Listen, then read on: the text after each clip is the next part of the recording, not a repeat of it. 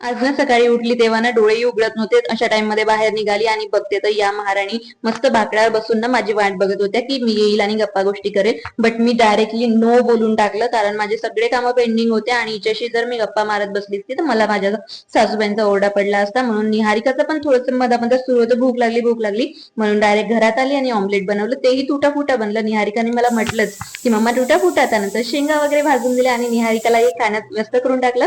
मस्त नंतर भाजीचा तडका दिला, जो की मी आज बनवते आहे शेवग्याच्या शेंगा. मी कुकरमध्ये बनवते आणि असा कूट टाकून ना मस्त सगळे टाकून 1 सिटी 2 सिटी काढून घेतल्या की छान शिजतात. आणि त्यानंतर ऑफिसमध्ये ना असे छान बुके बघून मला आठवलं की माझी अॅनिव्हर्सरी तर जवळच येत आहे. त्यामध्ये खाली टाइम मध्ये ना असे सिक्के मी कागदावर उमटवत होती मारून आणि बघत होती पैसे डबल होतात का. रात्रीच्या या ऍक्टिव्हिटी पाहून निहारिकाला खूप भारी वाटतं मला, आणि कोणालाही जास्त जेवण करायचं नव्हतं म्हणून रात्री लावली खिचडी. आणि आज ना या दोघांना झोपवायची जिम्मेदारी घेतली निहारिकानी. चलो बाय.